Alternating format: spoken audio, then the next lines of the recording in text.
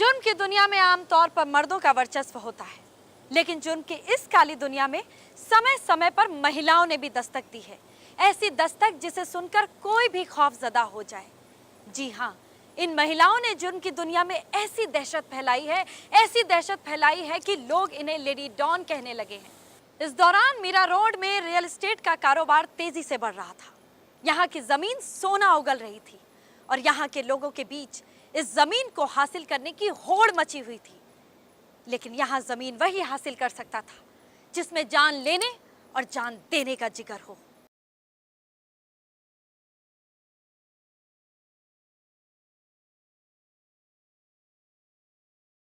जुर्म की दुनिया में आमतौर से मर्दों का वर्चस्व होता है, लेकिन जुर्म की इस काली दुनिया में समय समय पर महिलाओं ने भी दस्तक दी।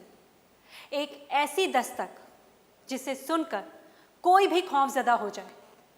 जी हाँ, महिलाओं ने जुर्म की इस दुनिया में ऐसी दहशत फैलाई कि लोग उन्हें लेडी डॉन कहने लगे। हमारे इस खास प्रोग्राम में हम आपको कुछ ऐसी लेडी डॉन की जिंदगियों से रूबरू करवाएंगे जिन्होंने अपने कारनामों से लोगों के बीच ऐसा खौफ पैदा किया जिसे सुनकर आज भी लोगों की रूह कांप जाती है। इस दौरान मीरा रोड में रियल एस्टेट का कारोबार तेजी से बढ़ रहा था। यहाँ की ज़मीन सोना उगल रही थी और यहाँ की ज़मीन को हासिल करने के लिए यहाँ के लोगों के बीच में होड़ सी लगी थी। लेकिन ज़मीन सिर्फ वही हासिल कर सकता था जिसमें जान लेने और देने का जिगर हो।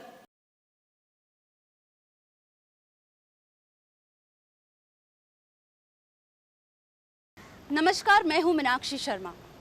लेडी डॉन के आज के इस एपिसोड की कहानी महाराष्ट्र के भुसावल गांव से एक ऐसी लड़की की है जिसे संगीत का बहुत शौक था, पर वक्त ने ऐसी करवट बदली कि संगीत से वास्ता रखने वाली ये हसीना अपराध की दुनिया की लेडी डॉन बन गई।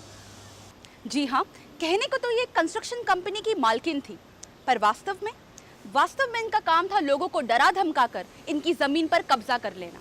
वो दुकानदारों से सामान तो ले लेती, पर उनके पैसे चुकाना उसके असूल के सख्त खिलाफ था। और मानो अगर किसी ने उससे वो पैसे मांग भी लिए तो वो उसकी जान लेने पर आमादा हो जाती।